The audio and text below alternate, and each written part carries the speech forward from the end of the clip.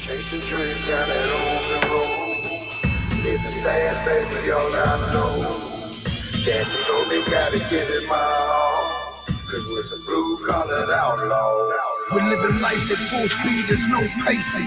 Midwest lifestyle, Ohio Grudge Racing. Taking home the money wide open on that open road. It's full throttle since the baby bottle, baby, this is all I know. In overload, tires roll, tell them I want all the smoke. Slow pokes will choke in my rear view. Adios, run your car, notching out with your money where your motor is. Heavy hitters, dream killers, kill shots, hold them still, told them chill, we on fire. Life is lit with rocket fuel, stop it. Blue-collar outlaws, who think you talking to? Winning attitude all on the line, and we ain't bout to lose. Beat the brake pads off, knock your car about the shoes. Line them out, chalk them up, underdogs on top again. Never say die, we from Columbus, so we gotta win. Hard working, fast running outlaws and street racing. All your dreams is in my tail light, keep chasing.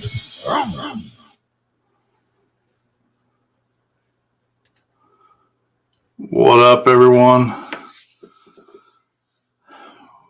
Well, we got Westview Garage. Jeff's gonna get all. We're gonna get Jeff's contact info on here shortly. Yeah, Steven, I'm with you there. Nate, how's it going? Tommy, WR, Huffstetler Racing. Oh yeah, Jeff be here in just a minute. He can answer all your questions. We got a slew of great questions and a lot of great information for everybody today. Richard, thanks for the stars, brother. Bill, what's up, brother? How you doing? I'm getting down there with you, bro. I'm getting down there. Adam, what's up, Bubba? Robert, Eddie, Brittany, Alcoa, Tornado. Adam, thanks for the stars, brother. Appreciate you guys. Man, you guys are killing me. Mike, Nate, Chris, Josh. Yep, Brittany will be down there.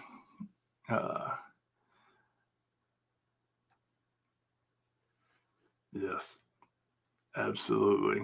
Appreciate that, Rob. Make sure you smashing the like button for us and sharing. If you're on Facebook, it really helps us out.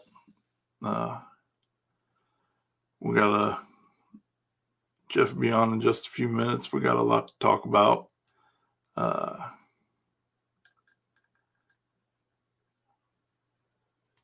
Appreciate it, brother. I'm trying, man. I'm trying. I actually just I'm running like a minute or two late, and if I look like I ain't ready, it's because I ain't. My buddy Landon Helm, eBay Bandit, just left, dropping us off a treadmill. So I can start working out in the morning. I did my first one this morning at 4 a.m. Before I go to the day job. I'm going to start running. So I did the elliptical. Oh, whoo, that's an ass kicker right there. I think I'm better suited for a treadmill right now. But we're staying in the fight, man. We're going to get this done. I got mile an hour to put on the car and shave off my belly. Rob tuning in from YouTube. Josh from YouTube. Hell yeah, hit the like button on YouTube, guys. Rory, what's up? Alex, what's up, brother? Brian. No sound on Facebook again for some reason. Facebook's a hoe, that's the reason. Alex, what's up, brother? How you doing?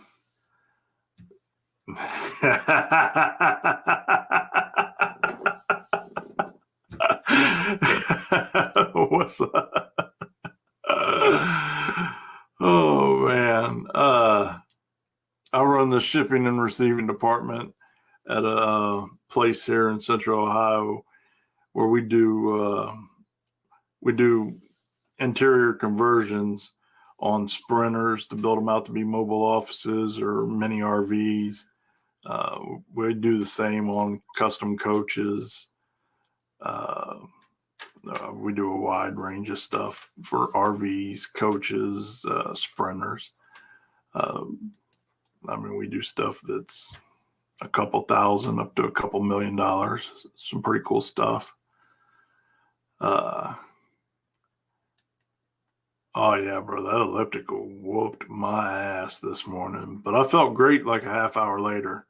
So, that we're gonna stay with that for sure. Marty, what's up? Yeah, so well, good that. Oh yeah, Adam, just let me know, buddy. I can get you taken care of. That's no problem.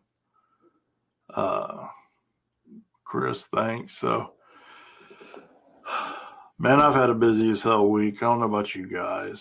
We didn't go racing, although I wish I could share all the stories I've been getting from out in California at Mega Cash Days. Hopefully they'll air the stuff properly. But boy, oh boy. There's some fuckery going on out there, I hear.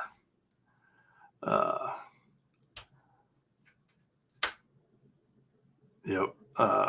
So we got, as you know, we got Jeff Thomas coming on to talk about long travel. He'll be on just a few minutes. And so I'm just changing things around a little bit here. There's no big drama or anything like that. With Chris not being here tonight, we just felt the interview deal would probably be a little better if it was just one-on-one. Because you know how I can get sidetracked sometimes, and how we can get out of control with comments and shit. And I really want to make sure that everybody's getting good information tonight and try to be a little more educational in the downtime, since there isn't any racing going on in our region. So we're going to have some fun tonight nonetheless. Septic business. Can I just mail it to you? Renee, my favorite McKinney. How you doing, honey?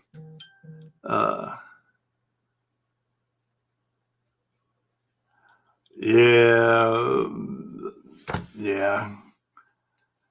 I just go keep my whore mouth shut, but there's a lot of fuckery afoot out there. That's for sure.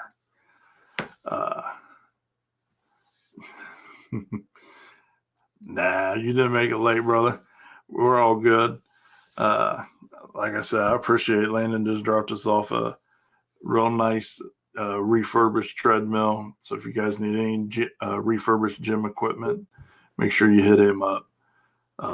Just saved us a ton of cash on a refurbished treadmill versus buying new.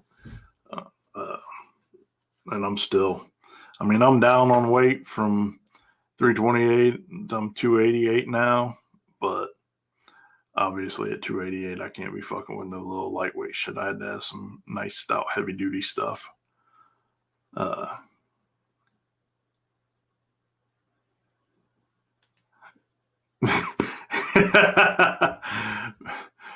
Maybe occasionally.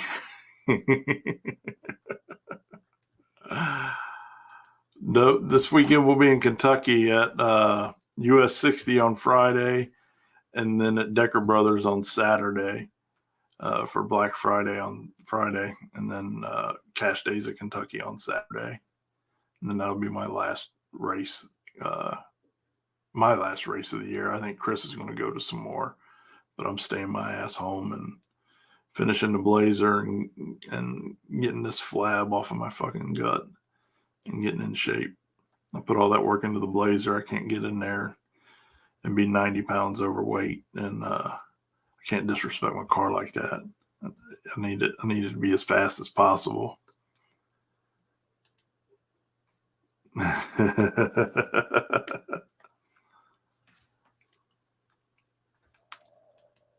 Yeah, they what was it? Wednesday, Thursday, they skipped Friday, race Saturday, Sunday. Not, I can't talk about it only because the people who tell me stuff aren't supposed to talk about it, and I don't want to get anybody in any kind of trouble or anything. I absolutely will be up in Michigan next year for sure. Yeah, prayer for Alan and Team Meatball. It's a difficult situation, man, and everybody definitely keep them in your thoughts and prayers. Not for a while, but then occasionally, just not regularly.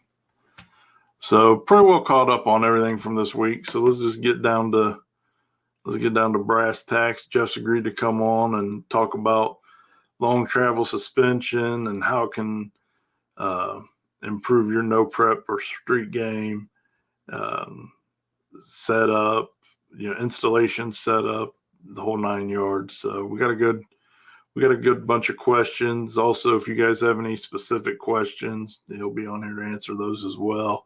So just shoot them in the comments and we'll get them posted up. So what's up, brother? What's happening, Mr. Josh? Look at this dude. Look at this shirt. Got to represent. I know. Look, see, that's teamwork right there. I'm representing him. He's representing me. See how it works? We didn't even collab on that. We didn't even plan it, but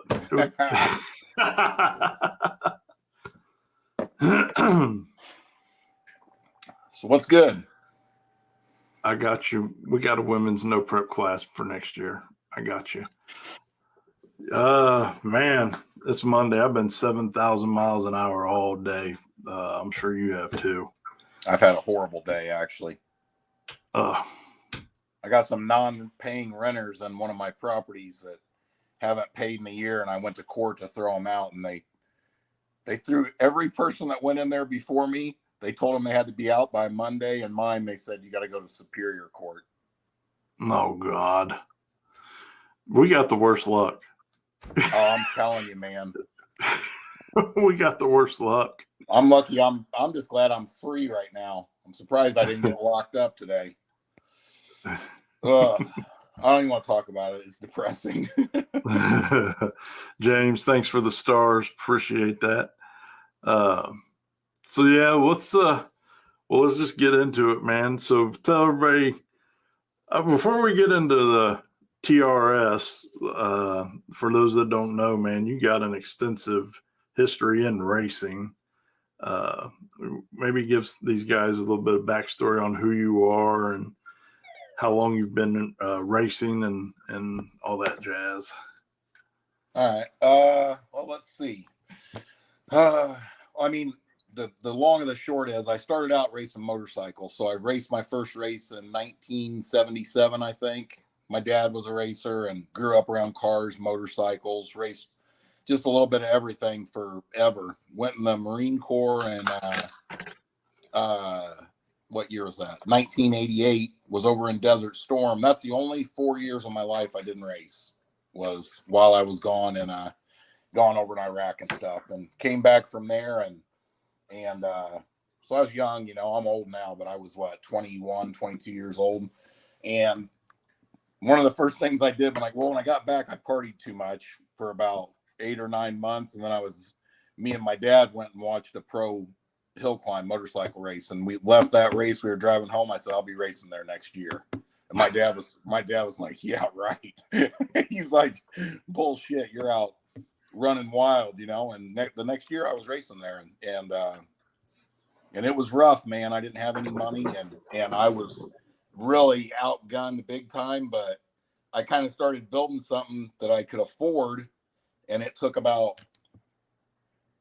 2 years probably. And I got it figured out. And then I started winning and shit. I did that for 15 years of my life for a living, basically. So then just kind of started getting old and was kind of sick of the traveling, because we raced all over the place, Europe, California, from coast to coast, and just a ton of traveling every week. So then I got into cars. I always had cars. I had a lot of cars. I drove 55 Chevy in high school. You know what I mean? I've always had a lot of old cars, but went and watched a race and then started building the Falcon that I still have. And then during the whole time I was racing motorcycles and stuff, I owned a motorcycle machine shop business for 20 years. And so I was always doing something racing basically for a living, you know what I mean? And now this stuff, we're just out doing this. And when I had the motorcycle business, I did a lot of suspension work then. I mean, had nothing to do with cars, obviously, but shocks are shocks.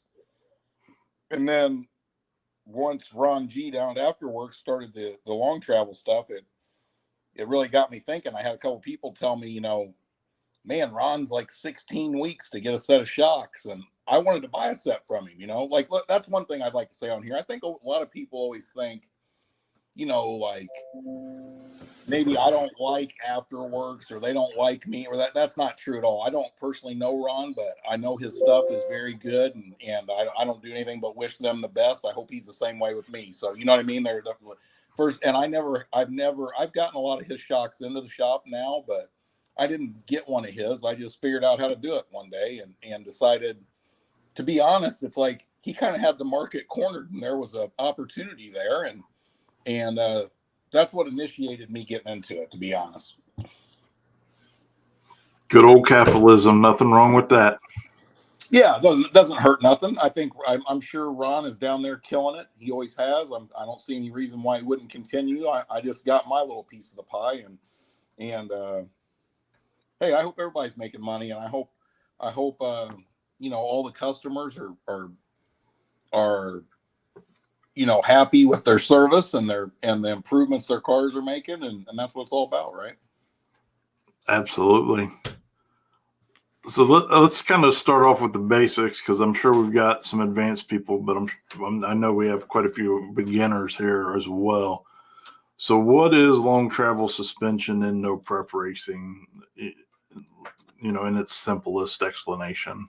In layman's terms, it's just the most efficient way to get weight transfer to the back wheels to make the car hook up better, and it obviously is much more beneficial on the worse the surface is, you know, i.e. the reason radial cars have zero travel, you know what I mean? Right. But there is obviously a lot more to it than that, you know. The valving of the shock, the way everything is set up to work. I mean, you know, I always tell everybody this, like I'll give you one of the questions I get all the time. Hey, what's the basic settings you want for my shock? Well, that's really an impossible question to answer without looking at the surface you're getting ready to go down. I always tell everybody, you know, it's like the tune-up, the power management tune-up that you choose for the surface you're getting ready to run down, right? I mean, if you got a tune-up in the car that'll go 120, 60 foot, you probably don't want the front struts or shocks all the way loose on the rebound unless you're trying to put it on the bumper. You get what I'm saying? So, I mean, a general thing I always tell everybody is, you know, maybe go 7 or 8 clicks from, you know, or if it's a 20, like on a Viking strut, if it's got 22 clicks of rebound, maybe go, you know, 15 or 16 from tight on the rebound and run the compression all the way tight. Run the compression all the way tight so that once the front end separates, it stays there. It doesn't want to fall back down. You know, say you get out 40 feet and it starts to get some wheel speed. If the compression valving in the shock is not stiff enough, the front end is going to start to drop. And if it does, it's going to unload the back end worse and knock the tires off. So after that, it's just like every other little piece of your program as far as the setup on the car for the surface you're racing on. It's all got to be right. You know, I mean, especially at the high level of competition there is now. You know, you go out there and miss the tire pressure by a half pound and you're lined up with the wrong guy, you're probably getting beat. You know what I'm saying? So, I mean, power management, chassis setup, suspension settings, you know, ballast, weight percentage, front to rear. These are the things, you know, any dumbass can make 1,500 horsepower nowadays. The guys that are consistently extraordinarily hard to beat, I can promise you, are very knowledgeable about their chassis and suspension setups. Our first question is, what's that say on the other side of your coffee mug? Oh, this is a gag gift. Does everybody want to see that?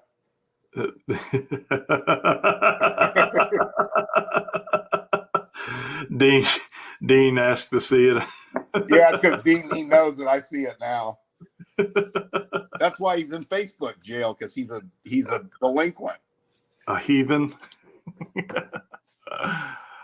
So you kind of covered how it works, but and what the benefits are. So in a basic, let's just say I'm the guy that bought a set of long travels from you, bolted them on at home in my garage. What do you tell everybody for their first initial setup? How they should set their car up initially. Well, the first thing I mean, if you're racing on bad surfaces, I think the ride height of the car being set where it's a little higher in the front than in the back helps. I mean, kind of think of that like a teeter-totter theory. You know what I mean? If the car is already angled to the rear, it's just going to be that much easier for the car to try to transfer weight when you let go of the button. And if you noticed, I mean, there's some guys out there that are taking that to a whole nother extreme, where the front end of the car is 7 or 8 inches higher than the back. But I mean, I usually, when people bring their cars here to get set up, we usually set them up like an inch higher ride height in the front than the back. Like, for example, if you were to take a measurement at the front of the rocker panel and the rear of the rocker panel, I'd want it 1 inch higher at the front. Now, if I was going to a front of the track, like say Edgewater, I'm probably not going to run it like that. I'm going to change that. You know what I mean? Like, different surfaces require different setups, and you got to change a lot of stuff. But that's what I usually do. I tell them, I mean, you want to do that, and then get you want to try to keep your ride height square on all 4 corners, and have your car scaled. And another thing I always tell them is, like, one thing I do with shocks, I have formulas and stuff to figure out spring rates and stuff. But if a customer gets a set of struts or a set of rear shocks from me, and they go to set the ride height and they've got to compress the springs too much to get the car's ride height where they went, I just swap them out, ship them back. I ship them another set. You know what I'm saying? So that's another thing. Like, on a Fox body on the front struts, you want your springs compressed, not to coil bind, but, where there's plenty of room from coil bind, but you don't want to have the car sitting at ride height and have almost no preload on the springs. You get what I'm saying? So, Right. so that's a real easy way to tell people, because that's a question I get a lot, believe it or not. A lot of people are like, where do I set the ride height at? I'm like, they don't realize that they need to set the ride height by preloading the springs. You know what I mean? So, if you put your new shocks or struts on and you go to set ride height on the car and you don't have to preload the springs at all, those springs are probably too stiff. If you've got to crank them all the way up to where they're almost a coil bind, they're too soft, obviously. But I mean, it's pretty basic standard stuff. The biggest thing is this: I always tell everybody, it's kind of just like, say you build a new car, or say you're a nitrous guy and you go to LS Turbo and you go out there, it's going to take you some time to go figure out the new combination, right? I think a lot of people are really lost when it comes to suspension and chassis setup. You know what I'm saying? So once you get out there and you've got 50 hits on your car and you've been on 10 different kinds of services, a lot of my customers, I've noticed, they just, like everything else, they start catching on. You know what I mean? Like, they put it on the bumper one time, the next time they think about where they've got the rebound settings on the struts. You know what I mean? And when they got them tightened up where they need to be, the car 60 foot's like a monster. It works. And if they've got it really set up right, maybe out there past the 60 foot on a street where the surface isn't good, now the car's starting to separate. So it stayed down in the 60 foot, but then it started to separate out there and transfer weight. So it's just it's a basic learning curve, like everything else in this game is, So let me back up here. First question we have, can long travels be tightened enough to still be fast on the front side? Just got mine this is Austin Jeffers. Just got ours from Jeffer Winter Build. This is awesome. What you're doing. So, yeah, absolutely. I think he covered that when he was talking about Edgewater earlier. Yeah, because that place is fast. I mean, I've got some customers that race that have my long travel struts on the front of their cars and shocks too, like the G bodies, S10, stuff like that. Lots of different models, but there's some guys that there's a guy down in Georgia, Dusty Foskey. That guy will race on radials one weekend and dig or die back of the track the next weekend with the exact same struts, you know, and he's been like 430s or 440s on there, and he doesn't even have limiters on the front of his car, you know, so he's 110-60 footing with no limiters on the front of the car with radials on it. And then because we you know, we're constantly working on that. We've gotten it down. That was my ultimate goal. I wanted to have rebound valving in my front shocks and struts that could go from being loose to the point where when you let go of the button, the car will almost instantly fully extend, to going where when it's tight, you can put the car on the back wheels and the front end won't extend at all. You know, I mean, in the perfect world, that would be the most linear valving you could get. Then it's a matter of you choosing the right settings for the surface you're on. You know, got to remember, that's a big part of it. It's real easy to, you know, it would be real easy to blame the shocks, but if you don't have the settings right, that's the problem.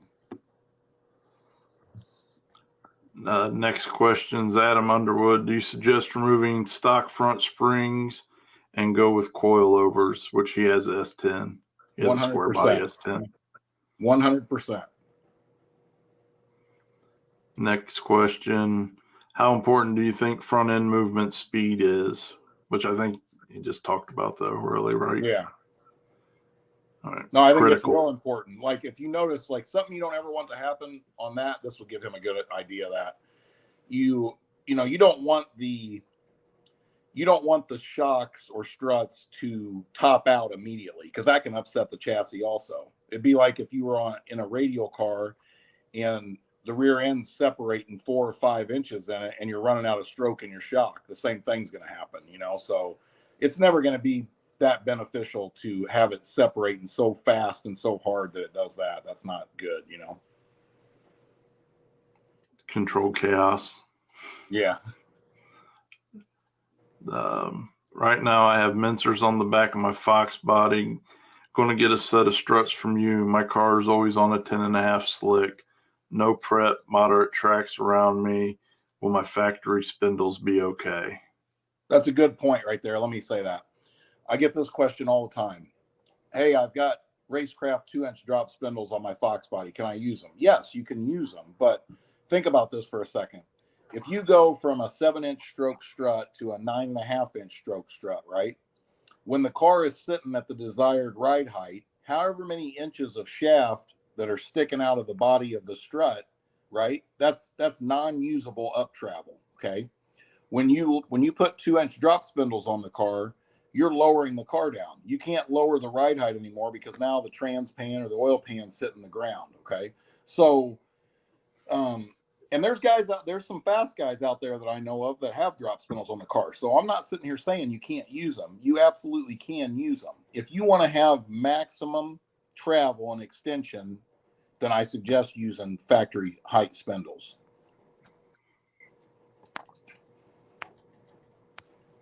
Any suggestions on a ladder bar car that's front heavy?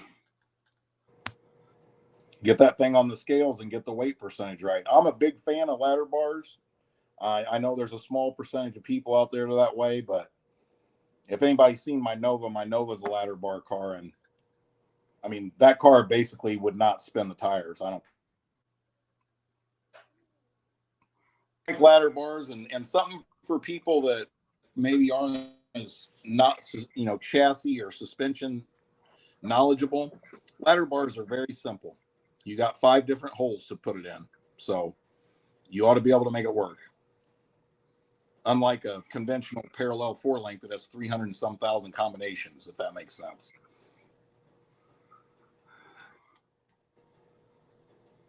Will long travel coilovers help a stick shift car making 300-ish horsepower right now? And do I have to buy them that way, or can I send a set in to get done? No, you can. Here's the thing with that.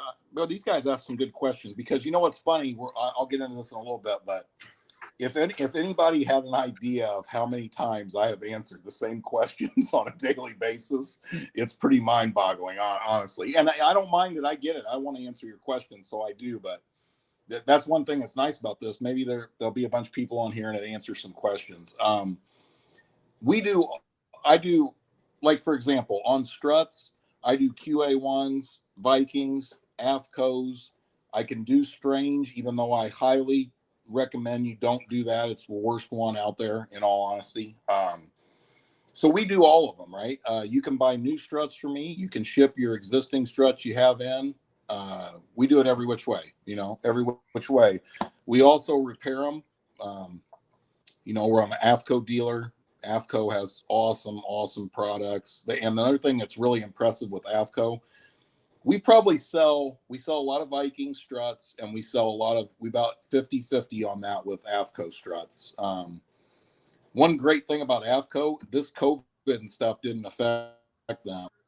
Their inventory is phenomenal, and there's no lead time, and for all the people that are on here that, are wanting a set of Viking struts, man, they just aren't keeping up with the demand. You know what I mean? I'm 9 to 12 weeks getting my orders in. I just in the last 7 days, we got 24 sets of Vikings in. They were all sold before they got delivered, so everybody just goes on the list. And as I get them in, I build them and get them out as fast as I can. So we're working really hard towards, we carry inventory in AFCO. So if you called tomorrow and said, hey, Jeff, I want a set of AFCO big gun, double adjustable, long travel struts for a Fox body, you're less than a week out. I start building them as soon as you order them. So we do them all. We can, and that's no problem at all. You're more than welcome to ship them into the shop, and we'll build what you got. If a lot of and that happens a lot. We do tons of it. Ruthless race cars. You also still you can also still use limiters on a tight front side situation. Absolutely. Yep. I need a set for my S10. Yeah, Sam. I mean, that's Jeff is the one that helped me get mine set up. What's up, Jamie? How's the? I know you can't talk about it, but PM me how the Blazer's doing out there. Any tricks for a Mustang 2? Yes, I've done that. I've done that before. Here's the thing with that. Let me give a quick explanation here so everybody understands this. On a strut car, you basically have the amount of travel. The amount of travel you have is the same as the amount of possible travel you have is the same as the stroke of the shock. Whereas on an A-arm car, it's almost a 2-to-1 ratio. So like a 5-inch stroke shock on an A-arm car, because of the geometry of the front suspension or A-arms, almost doubles the amount of travel. You run into some weird stuff on some, like on Mustang 2, for example. It's all dependent on where the rack and pinion is mounted, the angle of the tie rod ends running back to the spindles.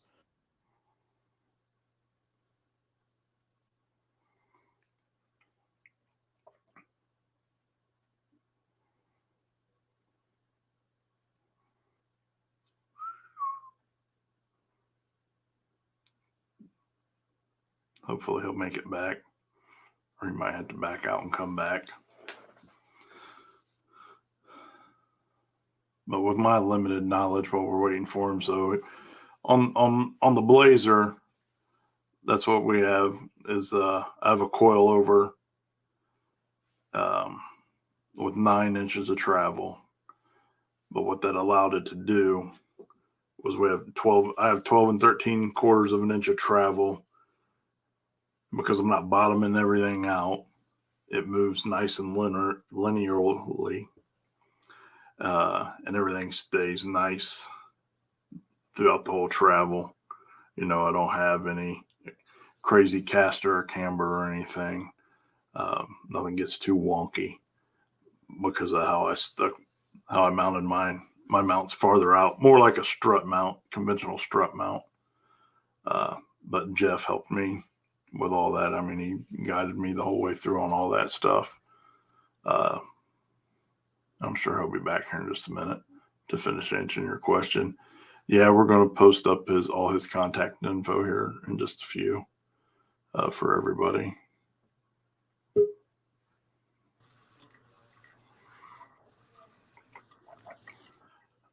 buddy. You're back. Yeah, I don't know what happened there. Sorry about that. So we were talking about the Mustang too. Yeah, so like I don't know if you guys even heard that, but I was talking about the position of the rack and pinion and having problems with bump steer. It's a little bit more difficult on any A-arm car than it is on a strut car, as far as alignment and keeping the toe where it needs to be. Which we can go into that. We'll go into that in a second, but yes, it's doable. You'll probably need, like 1 inch longer ball joints so that you don't limit travel by the ball joints running out of room to move, and just fabricating a new top shock mount, because there's tons of Mustang 2. That's a real popular hot rod conversion to put a Mustang 2 front end on everything, but it's very doable. The first long travel thing I ever built was on Furious Styles, which that car was like a Chris Alston chassis kit, but it's basically an A-arm front suspension. And on that car, that's where I figured that all out. I mean, I had to move the rack. I had to extend the length of the spindles. I had to do a lot of stuff to get the car aligned properly so it would drive straight. Next question is more details on long travel setup for SRC Billy talked about. Are you helping Billy? Billy will be running. I'm sure he don't care. I don't know why he would care if I say that, but yeah, Billy's obviously making a lot of upgrades to his truck, and I did the struts on Tommy's Falcon, and Billy called and wanted to update the whole front end of his truck, so we got him set up. So he's got my whole S10 kit on the front of there, mounts, shocks, the whole 9 yards. So that thing should be pretty awesome, I would assume. I'm guessing here with the new combination in it. Hell yeah. What weight bias would you suggest with long travel suspension? All depends on what you're racing on. I mean, that's a very difficult question to ask, because I'm always very interested in that. And I know, if you're talking about back of the track racing, there, I personally know of quite a few people who've been very successful at that are running crazy weight bias in the rear end and having success with it. Some of the West Coast guys that race on some pretty shitty streets too are making it work without that ridiculous weight bias. You know what I'm saying? So, I think once again, it kind of comes down to those guys that are really making stuff work. You got to realize every single part of their program is almost perfect. You know what I mean? And that really is the difference between guys that are doing good and guys that are just fucking very hard to beat, Oh yeah. No, the guys that have good weather year round, that is an advantage. But those guys are test. And when you talk to them, it's crazy. Yeah. But I mean, on bad surfaces, I mean, I can tell you where I set mine up or help customers. I like if I was going to dig or die here in a couple weeks, I'd be a minimum of 57-58% on the back minimum. Another thing, this is an interesting thing. I always tell people this, that everybody will get a kick out of this.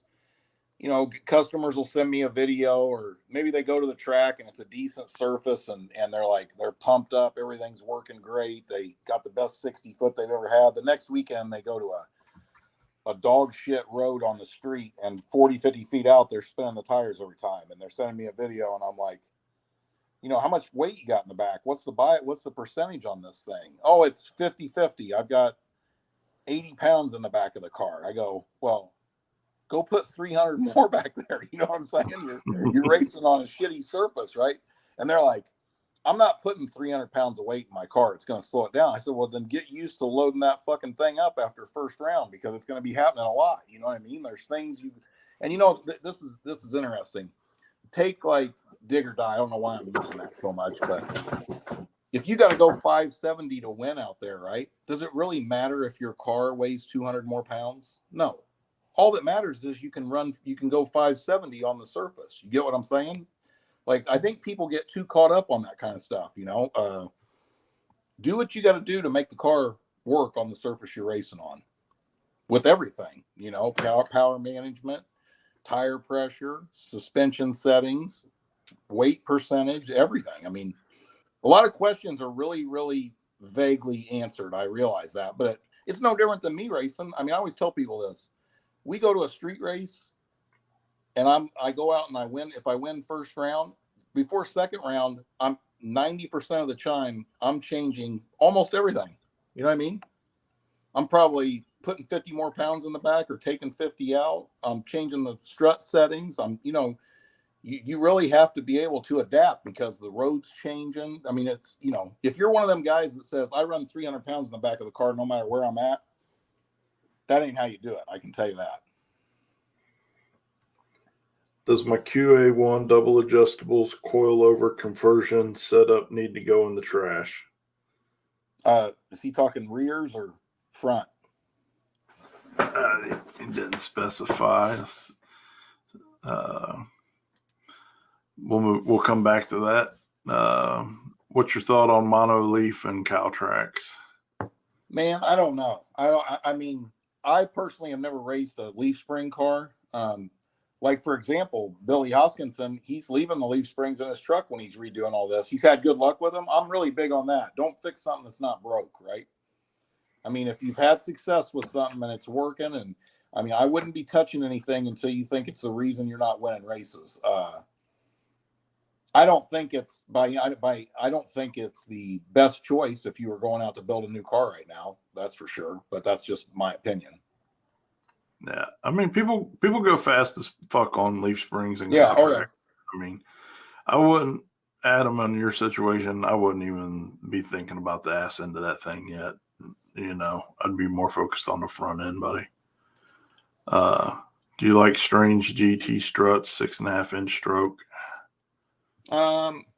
That's the best one they have by far. Yes. The regular Strange double adjustable like Fox body struts, they build those. Those are built the same way today as the very first set that ever rolled off the assembly line. They have the least amount of adjustment out of all the major strut companies out there now. They have 8-10 clicks of rebound adjustment. They don't even have clicks. They just have a hex up there that you have to turn and mark. You can't even feel a detent on what click you're in. So anybody that is buying struts and maybe is in thinking they're going to send them in for long travel later, don't buy the Strange. Do yourself a favor. Any advantage to running 1-inch shorter, lower A-arms on a Fox body to get extra travel without hitting the fender with the tire? I run 1-inch shorter A-arms on mine. That kind of leads into a better thing to fix that there. Everybody knows I make the K-member spacers for the Fox bodies. That's something good to tell everybody real quick. The reason behind the K-member spacers is basically the opposite of what I told you about 2-inch drop spindles. K-member spacers raise the ride height of the front of the car 1.5 inches, which allows you to compress the strut 1.5 inches and maintain the same ride height, correct? So you essentially just gained 1.5 inches of up travel, right? But even bigger than that, two other things that they do that help a lot. Everybody that's seen a Fox body with long travel on it knows that when the front end's at full extension, you have bad positive camber, or the top of the tire is leaning out, the bottom of the tire is leaning in, right? You can't fix that because your caster camber plates only move in so far before your strut physically hits the strut tower, right? Unless you've got a car where you've rebuilt the way the top of the strut mounts, And the only way you could even fix it then is to put more negative camber in it at ride height than you normally would and basically split the difference, right? So you got to remember, camber is not going to make the car drive so erratic that you crash it like having toe out will, for example. You know what I'm saying? So it doesn't cause a problem. They all have it, and that's just how they are. The K-member spacers do help with that a little because they put the lower control arm at less of an angle, right, at full extension. It's not drastically hanging down like this, right? They help with that, and they help with the bump steer some too. Another thing to remember, if you're thinking about ordering K-member spacers, and we sell a lot of them, I just sold out again, and I've got my next batch at the anodizer right now, but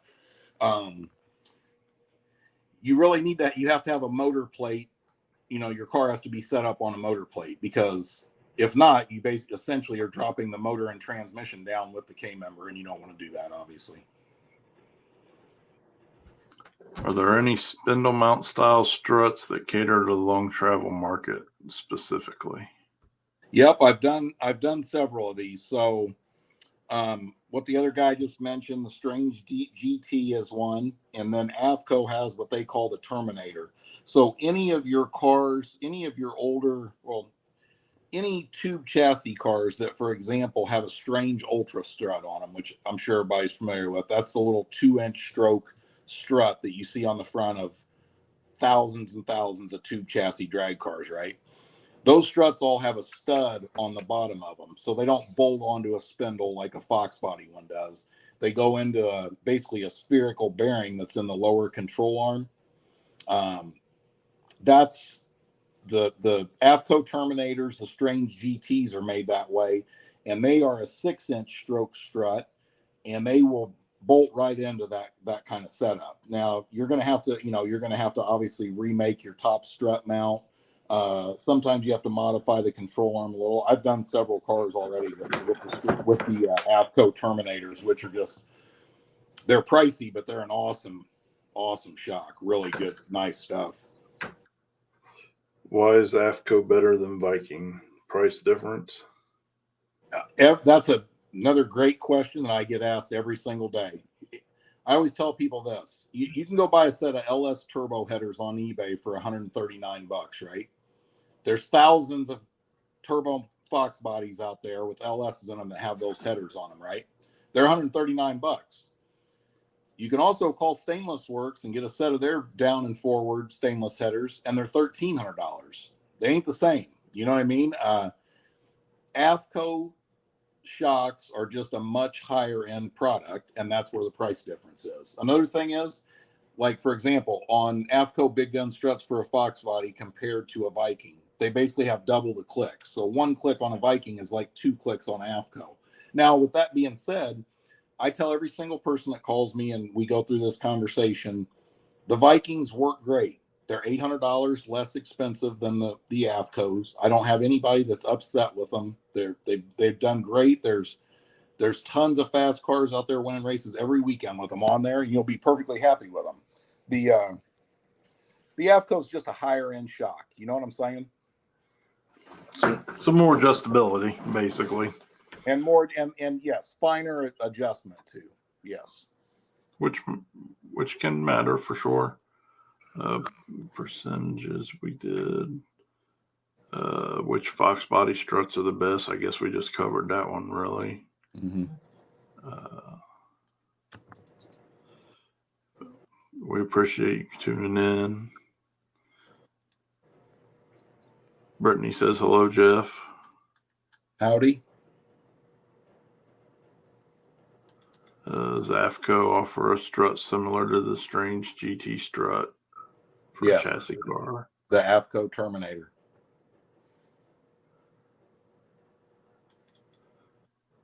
I think he has McDonald's Wi-Fi.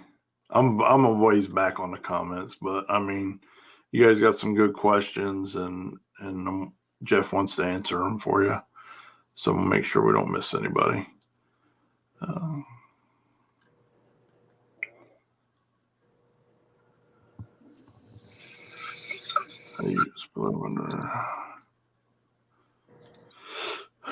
How much does it cost to send in a set, and where can I find which we're going to post his contact info up here at the end of the live feed. But yeah, let me touch on that real quick, Josh, because I get asked that a lot. And here's the deal with that, man. I'm a small little company, right? And I purposely have not put a website up yet, and I haven't even put a Facebook page up yet because, you know, we're very busy. And it is coming. Don't get me wrong. So, you know, most people in the no prep world know me now. You know what I'm saying? Everybody somehow or another gets a hold of me. But we do have some pretty big stuff in the works right now to expand, and a website is coming where you'll be able to order online, and there's some more new products coming out, and just some really cool stuff. Some big things in the works with AFCO and us together. So, you know, it's, I guess I'm lucky and I'm thankful and appreciative of all the customers and people out there that, you know, because I get people that message me all the time, man. They somehow or another, they found a picture or saw a picture of a business card or something, and they got my number and called, you know, and sometimes I feel like a real idiot, because it's like, you know, I should have something up so they can go look at it. And I spend a lot of time just sending people information and pictures of products and the stuff that we have and offer. And, but it is coming. Bear with me. This has taken off a lot faster than what I expected. That's just being honest with you. Not that we don't stay on top of it pretty good, but. So yeah, I have TRZ arms. And I also have a 1-inch extension, extended ball joint on the top. On a Mustang 2 front end, better off cutting and starting from scratch and going strut style. Yeah, was that Andy Mays that said that? Levi Matting. Levi. Mattingly. Yeah. Okay. Yeah, I know Levi. I think it's better. I mean, here's one thing I tell a lot of people. Think about this. If you want to redo, now there's a benefit and a negative to this. If you want to redo your front frame rails, it's pretty simple to redo your front frame rails and bolt a Fox Monty K member in there. Then you can buy the K member, the front control arms. It's already ready to bolt a rack on, and all you have to do is set everything up and make your top strut mounts, right? If your car has a Mustang 2 front end, it doesn't really have a factory front suspension on it anymore then either. So, you know, if it was, you know, I don't know, the rules change so often, you know what I'm saying, with this stuff. It seems like some people want to keep a stock firewall, want to keep stock front suspension stuff, but you know, they're all getting altered. I mean, if you get one of my S10 G-body kits, you're going from a 4-inch stroke shock to a 7-inch stroke shock, a totally different top shock mount, you know, I mean, so it's not like it's really factory suspension anymore. There's a lot of gray areas there, but don't get me wrong. You can take your Mustang 2 front end, you know, and go from a 4-inch to a 6 or 7-inch stroke shock and make a big difference without spending as much money as you would converting to a strut front end for sure. But you're going to have enough. You're going to have some fabrication experience and know what you're doing to get the rack in the right position to be able to have the car aligned where we go down the track straight. Does Jeff set up cars? Yes, sir. Yep. We scale cars, plot 4 lengths. I have quite a few customers, if they're close, that like to bring their car here for us to align it. We've gotten pretty good at aligning long travel suspension. 73 Nova, would you suggest complete front suspension replacement, including manual rack and arms? Yes. Yes, sir. Get rid of that heavy steering gearbox. And yeah, and that stuff's not horrendously difficult. And here's the thing, I always, you know, man, it makes a difference. You know, that's one thing I love about this business right here. If you're out at those races and you're paying attention to what's going on, I mean, you got to have it. Am I wrong, Josh? Oh yeah. Yeah. Jeff has an Apple iPhone. I believe he does. You got an iPhone? Yeah. Why is it cutting out? Yep. What's your thoughts on the screw-on shaft extension? I know I've heard some people. I'm one of your biggest cheerleaders, and I've heard people, Turbo John. Yeah. Just on the top. They took that $30. Turbo John. I shouldn't be like that, but Turbo John actually has a set of my Viking struts now. I mean, that's a poor man's long travel. That's what that is. Yes, but I mean, I see all that doing, side of it, but what are you doing? I mean, this is what that does. It does the same thing as K-member spacers. All it's doing is raising the ride height of the front of the car, allowing you to compress the strut that much more and maintain the same ride height. That's all that's really doing, you know? So, you know, I mean, I'm not going to say it's not, it does help. I mean, but you know, I see that a lot of times you see that it's on cars that have strange 10-way single adjustable struts. Somebody asked earlier, those things right there, you want to find the nearest dumpster and put both of them in there as fast as you can.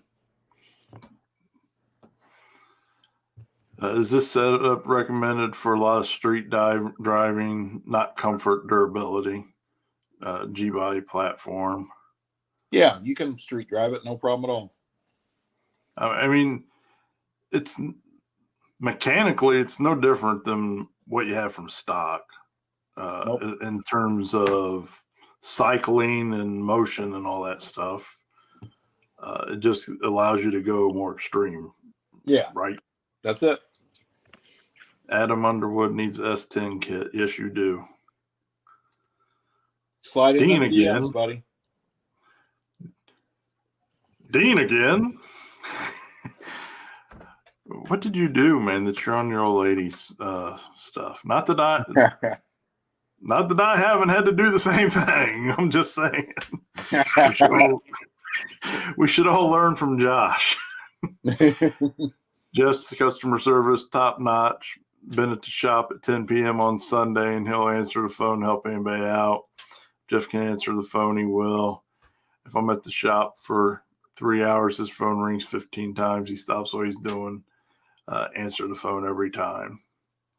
And he will be like, I gotta call you right back, buddy. Click. 1,000 times as well. Well, hey, you know what that is? I'll be on. I'll tell you the truth here. I'll be 53 here in a few weeks, right? I mean, I'm old, so you know, I remember back in the day when there was customer service. You know what I mean? And yeah. And honestly, I think a lot of my customers, that's one reason, you know, that we're doing pretty good, because I try to help everybody. You know, I encourage people, if you're out testing at 1 a.m. in the morning and you're struggling with something, and you send me some videos, shoot me a phone call. If I'm awake and I see your call, I'll probably answer and try to help you. And that kind of stuff is critical when if you're in Mexico at a shootout and you're in the semifinals, Mm-hmm. or you just made it to the semifinals, you know, so. Like Tony McKinney was, you know, out at Mega Cash Days, and I mean, I probably talked to Tony on the phone 20 times. You know what I mean? And I do know, because we've talked about you. He told me how grateful he was for you, actually, yesterday when we were talking. He's like, and I blew him up. He said, and I'll tell you what, I didn't believe in this long travel junk, which he has always been like, you don't need that. He's like, but now that I understand it and Jeff schooled me on it, it fucking works. Yeah, like, and you know what's crazy about that? Tony will tell you too. I mean, we did the fronts and rears on his car, everything new, right? And it is 180 degrees ass backwards of what he had on there. So I know when he left and he hadn't tested yet, he was going, oh my God.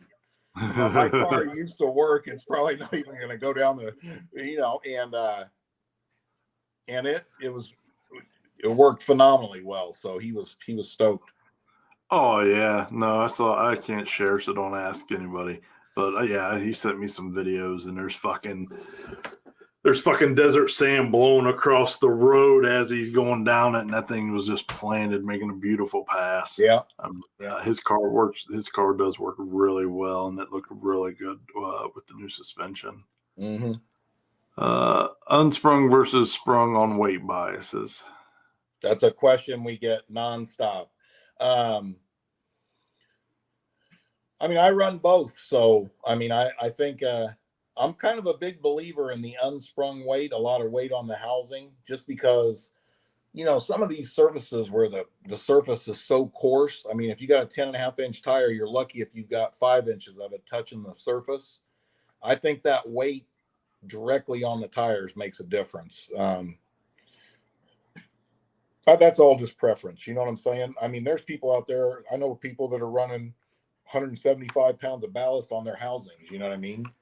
I think the majority of people are running anywhere from 50 to 100 pounds on their housings with a lot of success.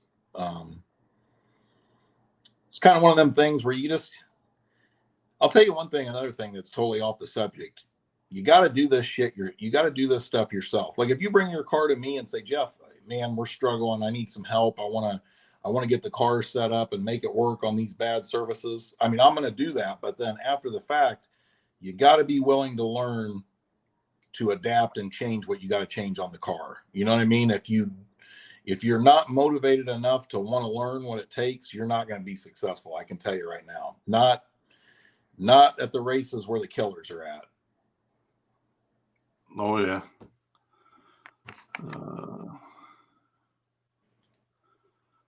Let's do location, mint plate. Thought kind of covered that. Thought on weight placement, rear housing. I mean, I like. I agree with Jeff. The less you're doing this, and added weight is such a multiplier. Put on the housing if you can.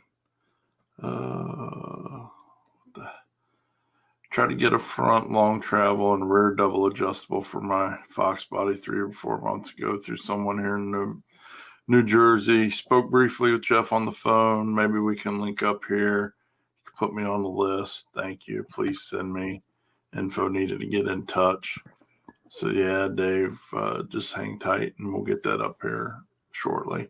I mean, Jeff is on Facebook and you can PM Jeff on Facebook. But we'll put his phone number up here shortly.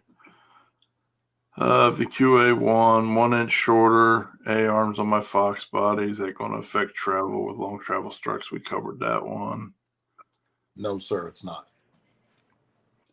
Yes, Ryan, you can watch this from the beginning when it's done. It'll be up on Facebook, Twitch, and YouTube.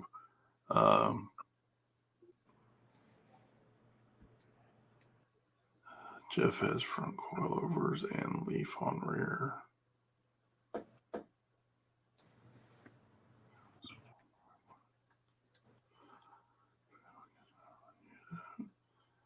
Just trying to make sure I don't miss any. We've got a lot that have already covered. A lot of your guys.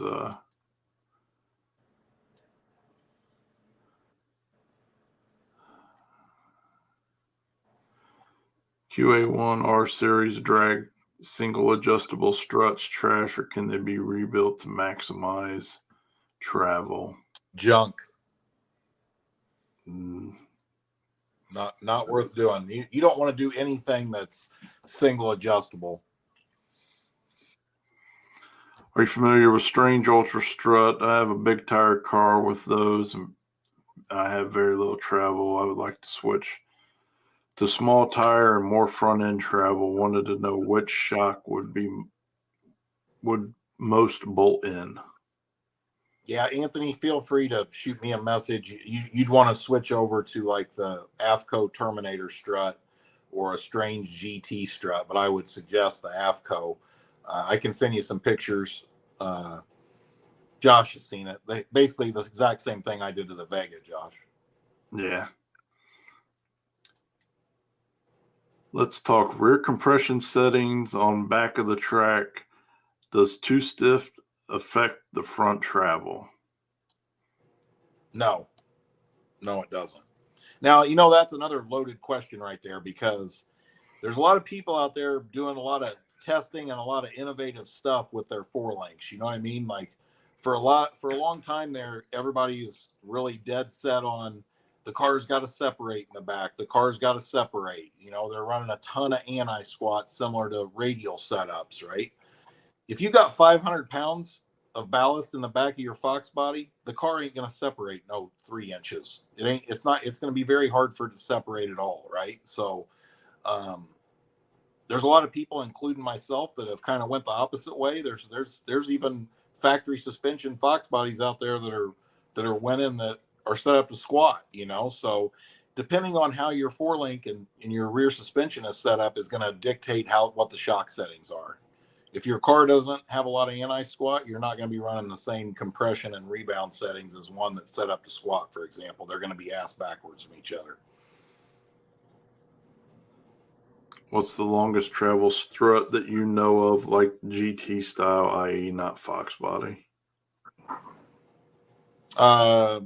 Just those two, the GT and the Terminator, which are both 6-inch stroke. I'm pretty sure the GT is a 6-inch stroke too. I know the AFCO Terminators. The Terminator you can get in a 4-inch stroke and a 6-inch stroke. I have not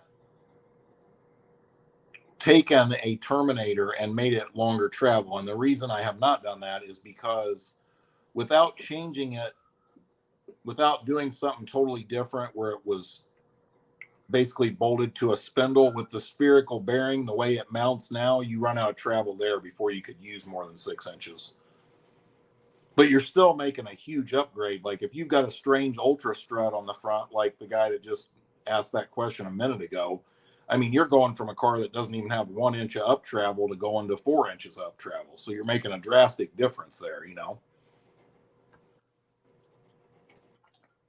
My favorite question of the evening: when will Furious Styles be back out?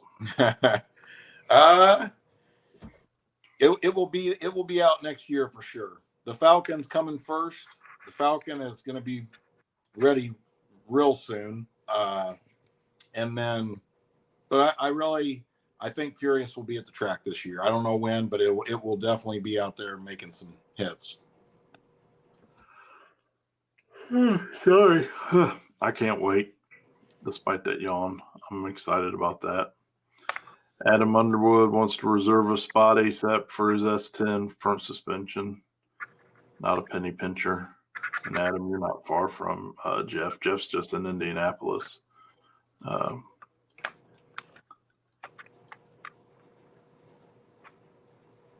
Hey, Josh, has my sister been on here? I haven't seen her. Huh. Did she threaten to come on here? I could send her the link. Eddie, we appreciate your brother, man. Always appreciate you all the support you give the industry. What rear shocks for Fox body, stock location, 1K rear wheel horsepower radial car? I would suggest doing like UPR makes a kit where you can leave your rear shocks in the factory position, but it changes it to a true coilover. It's basically a top mount that bolts into the body where you, instead of running a stud mount top shock, you run a regular coilover. And then we can do you a set of AFCO big guns or a set of Viking Crusaders, either one. We stock both of them. I have them in stock now. Could my Crusader double adjustable fronts on my 4th gen be converted to long travel? Yes, sir. That's another thing. I guess we didn't really hit on that. People don't. There's probably that's one reason why I know the Facebook page and the website need to be coming. I mean, I guess I should hit on that right there. We've done a ton of 3rd gen Camaros. We do a ton of F bodies. Obviously, we have the S10 and G body complete kit. We also are just about to release one for like 67 through, well, I don't even know what, through 72 Camaros, 68 through 72 Novas. That'll be real similar to the S10 G body, but we'll convert it to a 7-inch stroke coilover in the front where you can have up to like 11.5 inches of travel. And the nice thing about that kit is it's pretty, a guy in his garage with a 4-inch grinder and a cutoff wheel and a sanding disc and just a little bit of welding and you're in business, you know? So we kind of designed that and made that where a guy can put it on, you know, don't have to pay somebody else to install it. Rough cost to modify a pair of Viking Crusader coilovers for long travel. With springs, 900 plus shipping. That's long travel conversion, revalve with springs, ready to bolt back on. How many long travel setups have you done on A-body Mopars in the process of fitting Fox body suspension under it now? I don't think I've done any Mopar stuff, to be honest with you. There's just not very much of that out there going. But if you're changing it over to Fox body stuff, I don't know. I guess I'd have to know more about exactly how he's doing that. If he's retrofitting a Fox body strut to a Mopar spindle, or what he's trying to do there. Do you need that long travel for a 4th gen Camaro? Especially on a 4th gen Camaro. Those are heavy cars. Mike Batdorf asked that.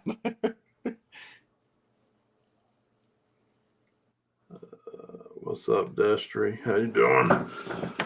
Dan, you're welcome. I did see Julie pop in here and said, what the heck? What do you want me for? Sounds like you're in trouble, buddy. I'm always in trouble. Yeah, but for anybody that doesn't know, my sister kind of works here part-time and helps when she can, and tries to keep paperwork and stuff that I suck at in somewhat in line.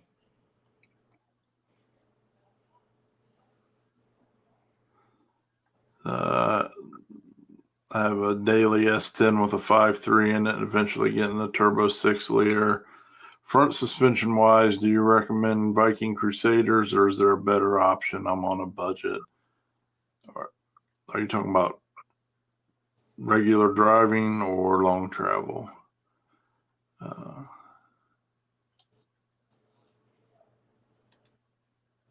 Do you run a different ball joint on the Fox body setup? No.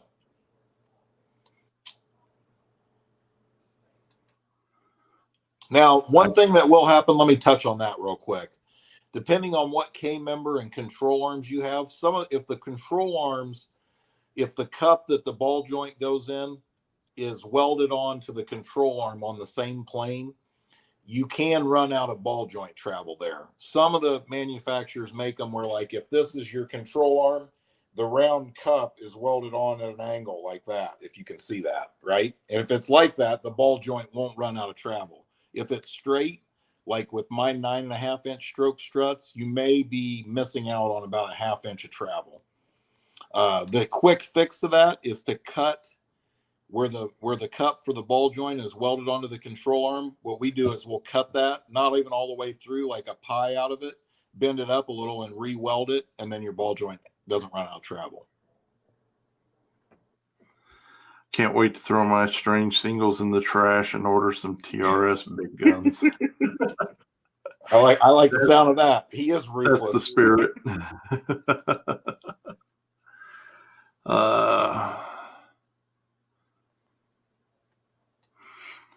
Is it recommended to get rear coilovers done or shocks, or can you just get away with doing just the fronts? Well, I'm trying to read that one. What did he say? Is it recommended to get rear coilovers done or shocks, or can you just get away with doing just the fronts? You need good suspension all the way around. I think they both have to work together.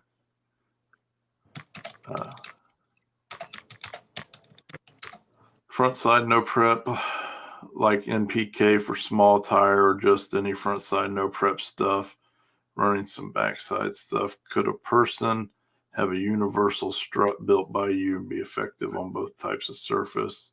Yeah. Yes, sir. We have lots of them out there. I think we covered that one. Sherm Baker never answers when I call. I know he ain't talking about me.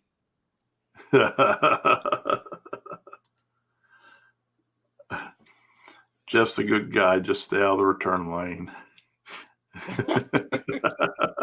Don't try to shut his door on him either. I think, yeah, test, and then test some more is absolutely right. What's the recommended width rim to run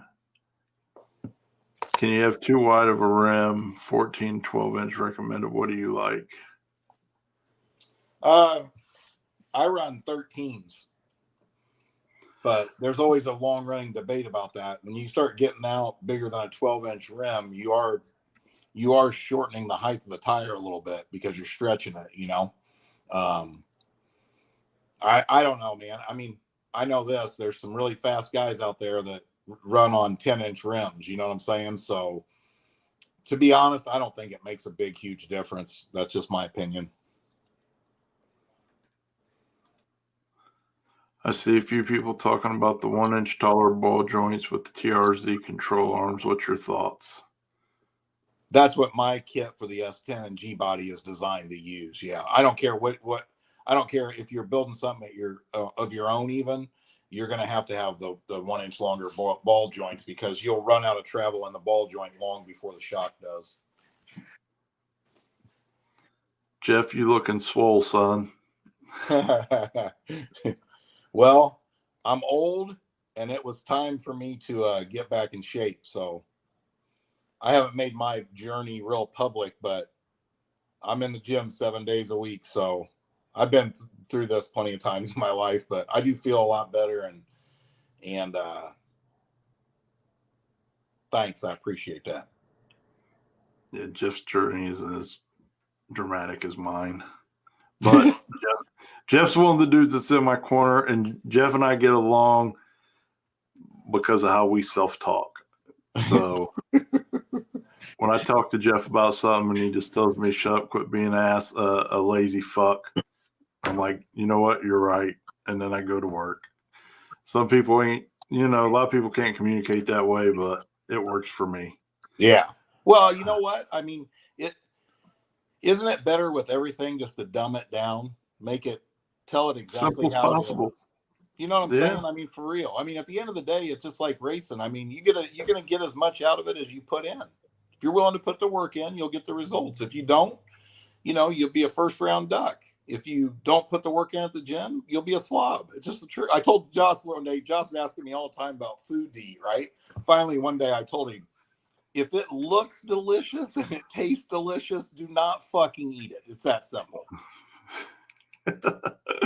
although I will disagree with you, not sponsored by him anyway, but if anybody from Jimmy John's is watching, you motherfuckers should send me a check because I got a million motherfuckers eating those unwitches. Those unwitches are gangster. Yeah, like lettuce shrimp. Yeah, you can get that turkey to that turkey club with double turkey on it. Tomatoes. It comes with ham, double turkey, tomatoes, and light mayonnaise, and it's only 320 calories. Julie makes those for me at the races. Julie's never made me one of those at the races. She will this year. Yeah, you heard him. I mean, she'd be glad to, I'm sure. I'll pay for that one later. You sure you want to make that comment? She knows I love her. Let's talk rear shocks for bad surface. I mean, you need a good double adjustable rear shock, right? And then the way it's valved, and a lot of that has to do with the weight, the setup on your car. I mean, just like every one of them, it's not really the same shock for every car. You know what I mean? I mean, the simple answer to that question is we need to start with a good double adjustable rear shock. It needs to have the right spring rates on it. I mean, there's even things we do different. If you're running your car with a lot of anti-squat, I may be putting a lighter, longer spring on it to help the car separate. If the car's set up to squat, I'm probably going to do the opposite. There's just really you have to deal with that on an individual basis of what you're trying to do with the car and how the car's set up.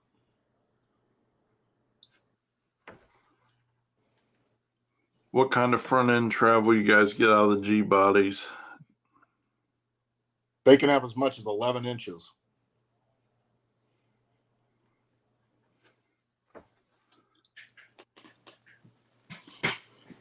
A DM Jeff, definitely want to talk about my Sonoma.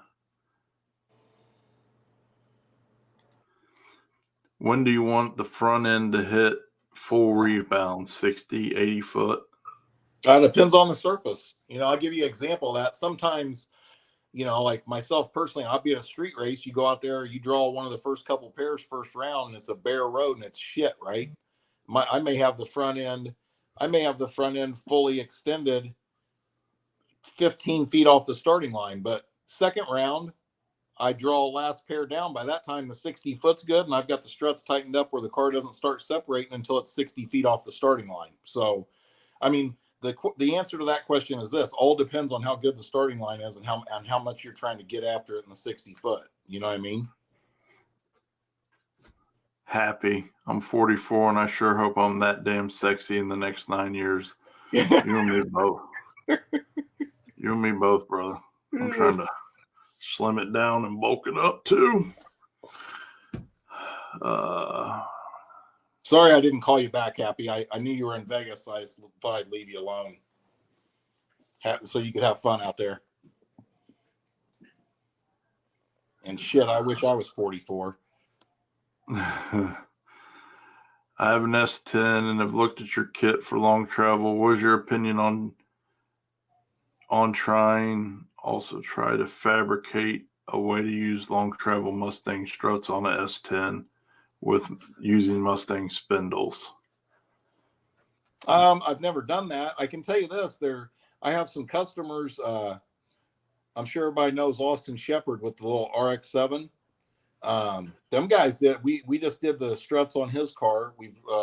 I did a bunch of them guys struts, but they kind of refabricated their AFCO, the mounts on their AFCO Fox body struts to fit the RX-7 spindle. So there's a lot of different ways you can do it. You really got to sit down and look at what you're doing and what's the smartest, easiest way to do it.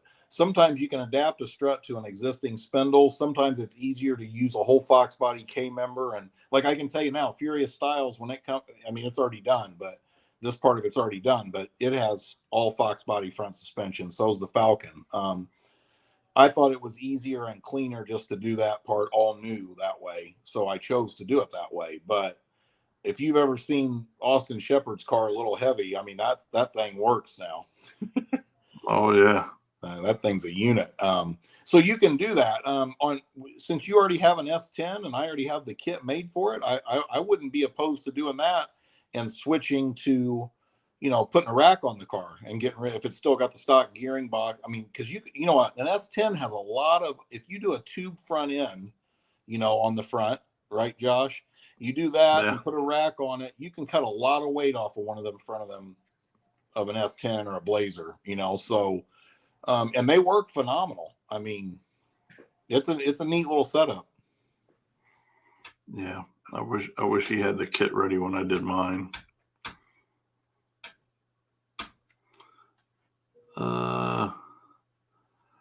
I've seen guys with Fox body mounts, with Fox bodies, mount their coilovers at an angle a few degrees to the rear of the car. What does this change versus mounting them straight up and down? Nothing. If you ever noticed, years ago, it's funny because Bill Carter, a good friend of mine that owns Two Lane Performance, he and I were just having a conversation about this the other day.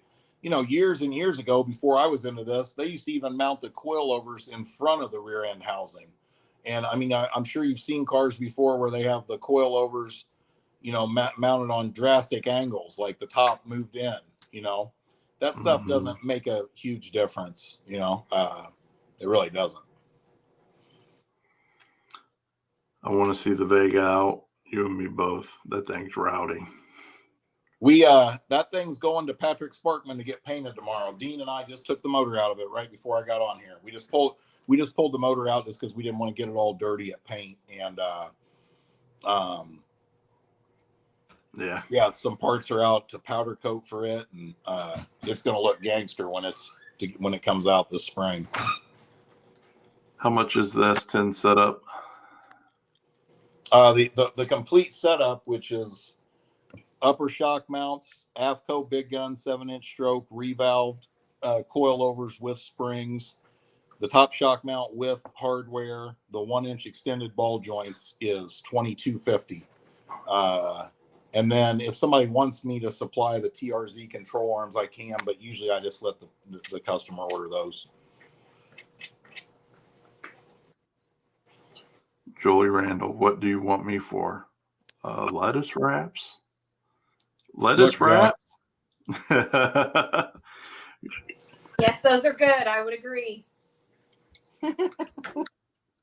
Well, I'm on board now. They're good. Are strange double adjustables any good for rear suspension? Yeah, they're not bad. I prefer the Vikings or the AFCOs myself. The strange piggyback canister rear shocks are pretty good too.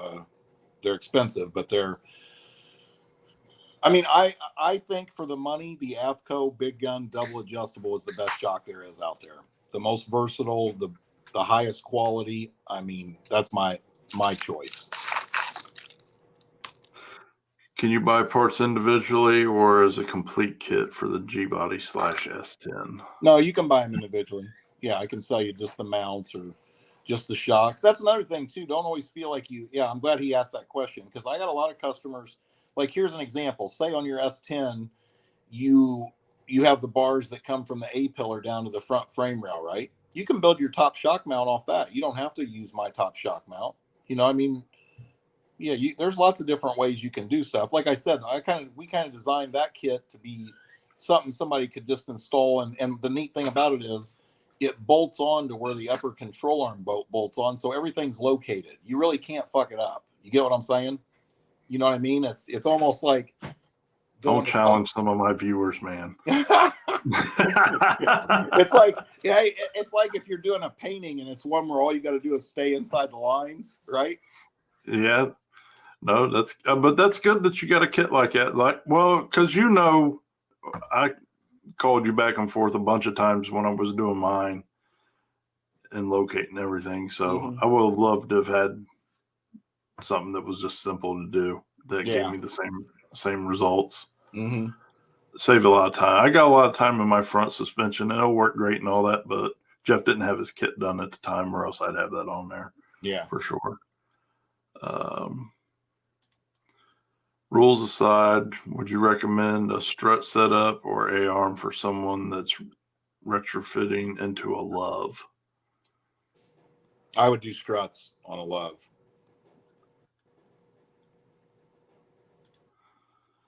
Is there a point you found travel doesn't aid anymore? I have 10.5 inches of front travel and wondering if more would still be helpful.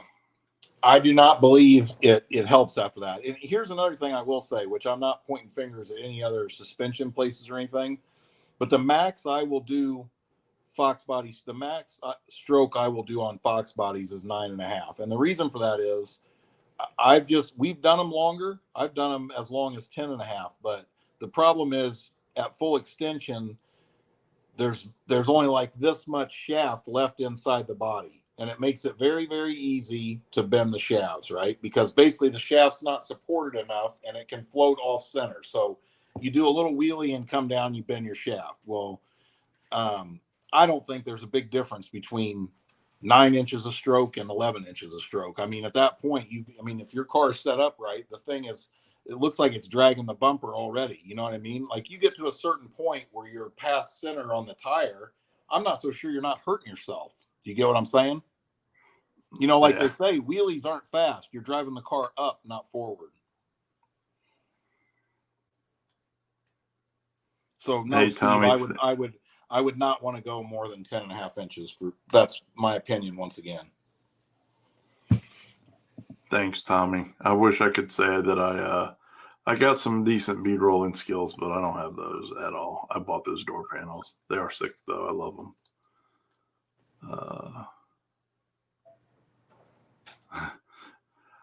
Jasper Graham, I have a white Chevy 2 I borrowed off a friend who won it in a waffle, and it has paper thin ladder bar mounts.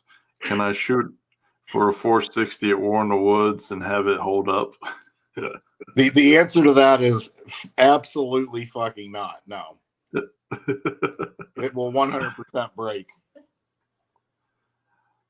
Yeah, I got all the TRZ stuff. And extended ball joint. I'm a TRZ dealer, so I got that stuff for me, but on my own. But yeah, same stuff. The question one day last thing. Oh, Carson was the S10 earlier. Just Crusader shots, not long travel, very similar to what Billy ran. Yeah, you can run Vikings on a daily; they'll work just fine.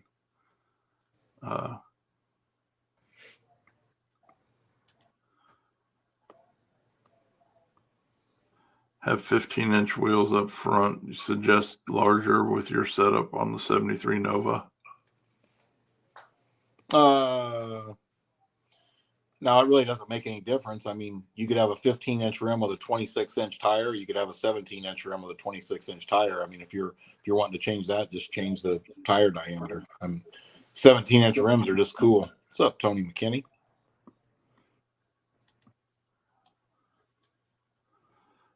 Jeff, you can just say my name when talking about the slob Waffle House to the front.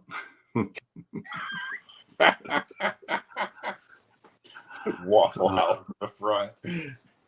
On my 80 Camaro, I have to inboard my rear shocks. Is there an advantage to having them straight up and down? We covered that one. I am missing Waffle House a little bit, but I ain't eating it till I hit 261. Then I'll have cheat days.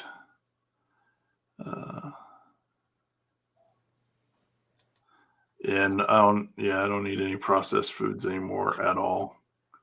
I did a quick sidebar was I've done quite a bit of research, and then two things that have helped me the most is learning that your food does two things. It either gives you energy or makes you a fat fuck.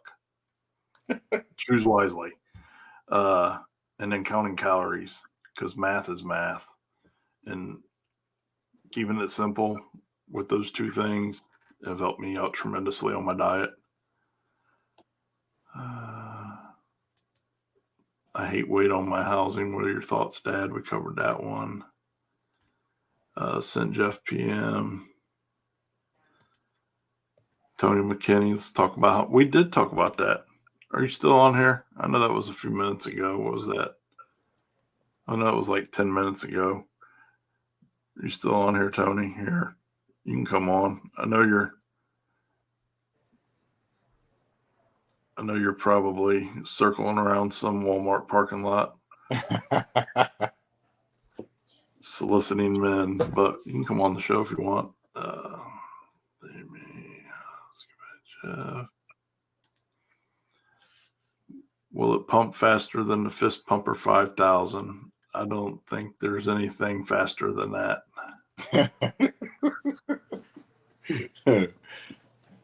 Where can you order the S10 kit? So we'll you want to put your contact info in the comments? Sure.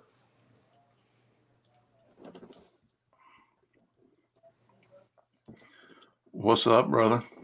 How's Florida treating you?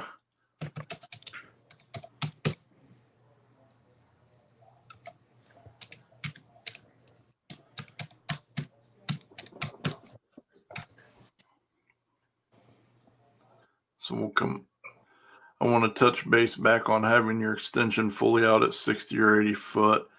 How exactly do you control when it fully extends? Just the valving is linear, so the looser you have the rebound, the faster it's going to extend. The more you tighten it up, every click it's going to make more of a difference. When you've got it on, if you have it on full tight, for example, like on the Fox body struts on, it's going to, like I said, the car is going to wheelie and go at least 60 feet before the front wheels even before the front suspension starts to extend. That's really what makes them work, but they're only going to work as good as how you have them set for the surface you're on. You know what I mean? And that's really important because like it's really important for me because I'm a nitrous car and I got to go fast in the 60 foot if I want any chance to win, right? So I'm putting some power to it, and I can't be going on the bumper, which I used to have a real problem with, obviously. But you get out there in the middle of the track and the track's shit, you want the front end separated and the weight transferred, right? So you, like you just said, it's all in where you put the settings, you know what I mean?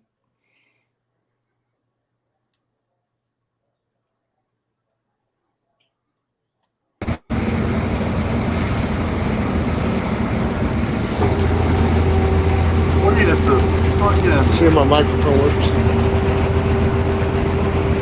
Can you hear me? Where are you at? A truck stop?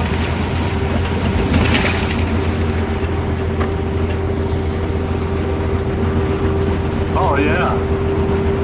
I cannot hear a word.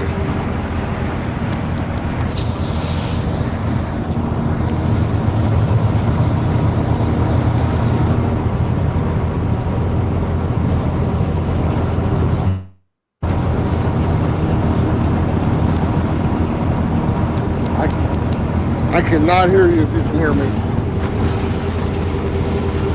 Oh, let me reset my phone. I wasn't saying any words. Geez, what is he, on a train? I think he's at a fucking truck stop trying to make some extra money to go to No Prep Kings. Sorry if this has been asked. What do you think about weight? Well, a car weighs 2,600 race ready, work as good as a car. It's 3,200 on the street. I feel like a lighter car, there's no weight to really transfer.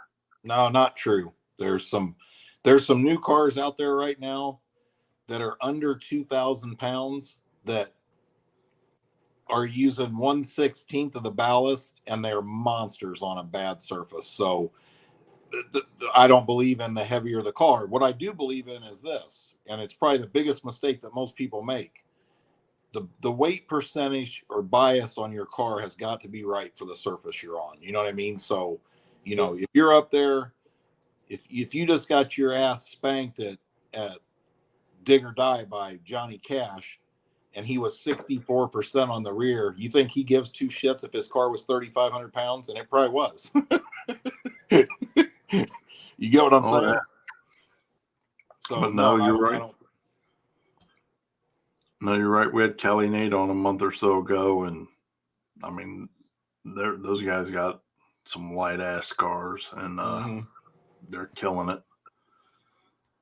Yes, you do. And yes, you do. Billy, so for those of you just tuning in midway, it's Jeff Thomas of TRS. So Jeff is one of the long travel suspension gurus out there, or Jeff MF and Thomas, as it were.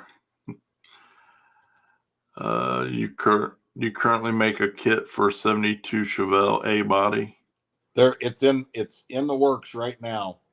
I would say it's less than 3 weeks from being available, and it is very much like the S10 G body kit. The difference in the A body and the S10 and G body is the center to center on the two bolts that bolt the top control arm are different between the S10 G body and an A body. So the mounts won't work on both. So we had to make a different mount for the A bodies. But it will be, you wouldn't be able to tell the difference between them. A picture of two completed front setups. How much travel at the fender on G body? Depends on where you have the ride height set and a few things like that, but 9 to 11 inches, no problem. Let's try. See if we can bring Tony back on again. Is that better? Yeah, that's better. Can you hear us? Yeah, I can hear you. What's Where up, you Jeff? How you doing, Tony? I'm doing all right. I'm doing way better now that I had your help. Good. You know, we always did decent, but man, I tell you what, I took a lot of advice from you, and that helped me out tremendously. That's awesome. Our car picked up a lot. And it was fast before, but it picked up a lot. I told Josh a little bit ago, I go, basically Tony's every piece of his suspension is ass backwards from how he had it. I guarantee he left and was like, oh man, I don't know if this is gonna work. Dude, do you know how nervous I was? And then we're, we talked about this. I've always been a tune your suspension type person. Never wait. The lighter, the faster you are. So for me to throw weight in the car, that was like pulling toenails. I don't know how many times you told me to put extra weight in the car, and I wasn't putting nowhere near enough. Yeah. Finally, you yelled at me a little bit, and I took your advice. But yeah, it changed the car drastically, and me trying to kind of baby this thing and get it down the road with the weight and not really hit it like I should have been hitting it. And once we started getting aggressive with the tune-ups and making the weight and the suspension work, wow, that thing, it was a whole different car. Yeah, that's awesome. We're actually getting ready to do a couple cars, so I'm going to get a hold of you sometime this week. I need to order some shocks for a Fox body, and then I got a SN95 we're getting ready to do. I need to get shocks and struts for that too. So. Right on. Yeah, we'll get you hooked up. Yeah, we'll get with you on that. At some point, maybe Josh is going to get his out, I think in 2024, and then you can come with him with his suspension. That's all right. I'm just giving you a chance to catch up. Hey, listen, here's what I heard. All the weight that you're losing, he's going to have to redo all your shocks. The battery is going to be way off. Hey, that'll be all right, though. Springs is worth it, right, Josh? Absolutely. Absolutely. Shit. You just wait. I'm doing 2 days now, getting up at 4 in the morning and running, and then working out after work. That's awesome. Landon just dropped right before I started the live feed. Landon just dropped off a treadmill, so it won't be long, man. I'm proud of you, dude. I know how hard that is. If somebody says diet to me, I gain 25 pounds. There is no diet in my vocabulary that doesn't contain a donut. I need to start following both of you because, man, my health ain't the best. I got to start eating better. Makes a difference. Sure. But now you got me convinced I need more weight in my car, so that just gives me a reason to eat more.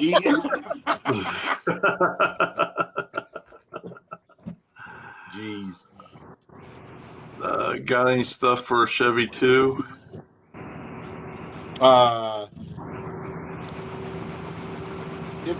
It'll basically be the same thing. That's a little bit different. That's going to require a little more fabrication if it's got factory front suspension on it. That's going to need a rack. That's going to need the build. I don't make a bolt-on deal for the Chevy 2, and the reason I don't do that is because there's companies like Smith Racecraft out there, making bolt-on front clips that convert it to a strut or an A-arm front end. Which, by the way, we do all of Smith Racecraft stuff. Yeah. Hey, out of curiosity, do you do so on my other car that we're about done with it? It's a 70 Nova, and it's got a strange spindle mount wheel. Yep. Strut on it. You guys do a long travel strut in that style? Yep. When you were just here at the shop, that Vega. Yeah. You can put the same struts I put on that car on the Nova. Okay. If it's got a strange ultra strut on it now, you just have to make a new top strut mount. So it does have the strange ultra strut, but it's the first version with the metal housing instead of the aluminum housing. You know what I'm talking about? Oh yeah, I know exactly what it is. So it's only got like 2 inches of travel. Yeah, it has no travel whatsoever. Yeah. And we built that car, so it's got a big block with a D-rotor blower, and we put it way up in the air. We moved the crankshaft center line real high, and we moved it back to 79.5 inches from mid plate to center rear axle.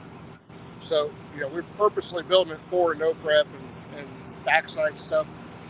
But yeah, I'll have to get with you on that because it's about ready. We want to take it down south and start testing it probably the first part of January. Yeah, that one just. Yeah, you have to talk to me about that one. We could do that for you. I mean, we could even do the fab part of that one. But you have to totally redo the whole. You know, right now it's mounted off the down bars that go from the A-pillar to the front of the chassis, right? Yes. Yeah. Yep. No. Either redo those 2 bars and make a new top strut mount, or add on to those bars and move the top strut mount up. Okay. You know, you can gain 4 inches of stroke just with changing to those struts. So can we weld one of those adjustable cups onto the top of it? Yeah, you can do it that way too. You can get the Terminator struts. You can get them either way, where they mount on the flat plate, or they can go in the cups with the bearings, adjustable ones. Yeah. Okay. Yeah. So my goal is this next year, get me back. You know, get me in the blower car and small tire, and put my boy in the Mustang, and let him run my red car all year. Yep. So if I can get them both lined out, then that'd be kind of ideal. Yep. And I'll still have 2 cars done before Josh has his one done. That's all right. 3 years later. That's all right. You ever hear the story about the Papa Bull and the Sun Bull? They're both standing up on this. They're both standing up on this hill, looking down at all these cows, and the Sun Bull's like, "Let's run down and fuck one of them cows, Dad." And he's just beating at him all. "Let's run down and fuck one of them." And the dad says, "No, let's walk down and fuck them all." I mean, that's just an analogy of how fast I am compared to how fast you'll be. Yeah, you're gonna fuck one person. I'm gonna fuck them all. Yeah, but every time they line up. But I'm going for the middle-aged, average ones. You're going for the 400-pound ones. Well, you're going for guys. I'm also going for girls, but whatever. Listen. Skinny McKinney. Do what? All right. S10 truck. What K-member recommendations with Jeff's G-Body / S10 kit? Innovative Racecraft makes a nice one. Weld-in kit. And that's what I have, and it drops right in. It's so easy to install. It is a nice piece. Limpy. 80 to 100 hours. Still has. I haven't touched that thing hardly in probably the last 3 weeks since I've started my gym routine. I just wanted to establish those habits. So now that I'm on the other end of that, I'm getting back on it. After you this guys want to know how far behind Josh is? Josh bought a trailer off of me 8 months ago to haul this place around. Where's that trailer at, Josh? So if you want to know, I have a brand new open trailer that I haven't picked up yet. I haven't had time to go down there and get the fucking thing. It's so fucking I won't tell nobody else.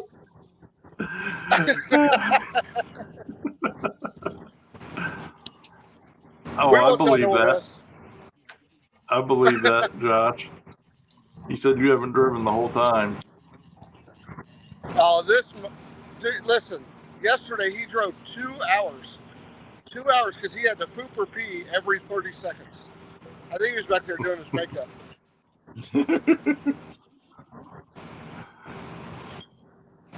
Oh, God, you guys are killing me. It's all right. It's all right.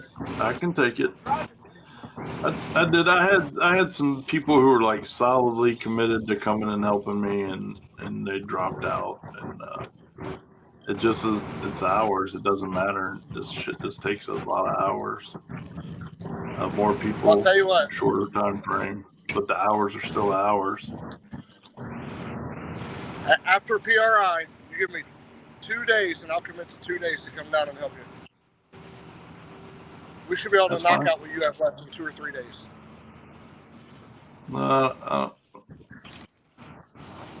Possibly with the second set of hands, possibly, or at least the majority of it. Usually somebody down there knows what they're looking at.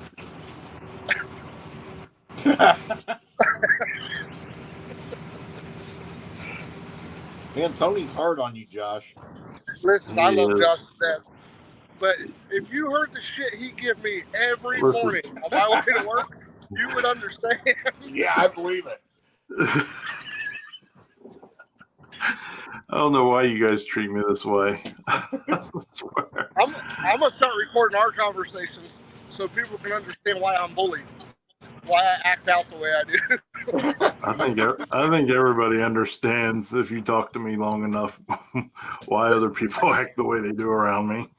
Listen, it was bad You enough. either running for your life or you just learn to fucking have self-defense mechanisms built in and retaliate. Josh, it was bad enough when I went over to Jeff's and said, "Hey, Josh told me to get with you."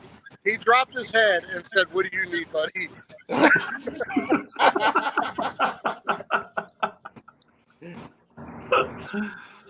Hey, you know, I'm a beautiful disaster. What can I tell you? It's all good. Do you think all these TV stars are going to run more in the woods now that they're back on small tires? Listen, I've wanted to do War in the Woods for a long time. I'm not a TV star, but me and Jeff have talked about it. Every time, like the last War in the Woods, I was in, I locked in. But then they had to move it for weather, and I couldn't make it. PK come up. But I definitely want to do War in the Woods. You got to do it. It's one of them races you don't want to 5 years from now, if it's not happening anymore or something, you don't want to be like, man, I never raced there. Yeah. Nope. No, I'm going to do one. I'm hoping this year it doesn't fall on an MPK schedule. Yeah.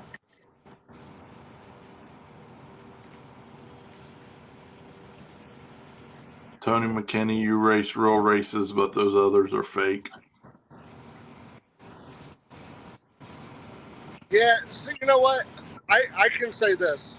There's a few of them, like Bobby and Kai. When we go down to the pad or we go down to NASA or we go down to some of those, they come out and they race, or they'll come up and support me. Or like, there's a few of them that do race. There's a few of them, and I won't name names, that I think are just chasing a camera, and they will only race if there's a camera or if it benefits them in some way. So, yeah, it is what it is. If you don't love it, you're not going to do it all the time. Ruthless says nitrous car winning the next one. I don't know, man. It's getting tough. I can tell you that. Man, nitrous cars really have come a long way the last year and a half in no prep, though. I mean, it's not a turbo guys game anymore. Nitrous guys are fighting their way back, man. I mean, you go a shitload of rounds. Yeah, but you know, the big difference is we were talking the other day, like Callie Nate beat me in War in the Woods, right? And I said to my brother, I said, if this was 1 year ago, I win that race every time, because he wouldn't have been with me in the 60 foot. Them turbo guys are learning the 60 foot good. You know what I mean? Well, it has switched. Yeah. Turbo guys are getting better in the 60. Of course, they got the back end, but nitrous guys are getting better out back as well. Yeah. And it's not, that everything. I mean, the gap is just getting so close anymore. The cars are all right there right now. Yeah, I ran out of buttons in that race. I think everybody's learning, everybody's evolving, and so many people are sharing their tricks that, I mean, it's going to be a close field. But you guys haven't seen a blower car on smalls yet, and I was very, very skeptical, and all I can say is, wow. Once some of these guys figure out blower cars on smalls, there's going to be a lot of trouble. Well, arguably the fastest small tire car in the country is a blower car, Brent Self. I mean, it'd be hard to say he's not the fastest, wouldn't it? Yeah. No. Okay. So I mean, like screw blowers. Oh, I know. Stuff like that. Yeah. Saw Tony and Callie, didn't have a chance to talk to him. He was wearing your shirt, Josh. Well, at least you're fucking representing what you were in Cali. You know what? When this fucker goes on the road, when he's in Ohio, I'm an Ohio friend for Tony. Motherfucker only calls or answers my phone calls when he's in Ohio. Hold on, let me I'm clarify surprised he even remembered Ohio Grudge Racing or Josh when he was in Cali. We were in Cali. I had to represent the gays. I had your shirt on.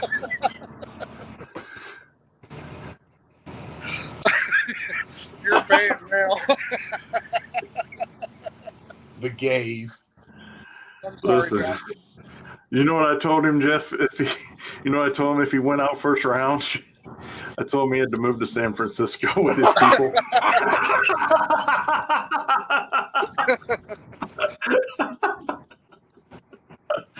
Oh, I shouldn't have said that, but I did. Oh. Oh, Tim, I like your nitrous too. Your shit's rowdy. That thing just beats the hell out of the pavement. I love that car.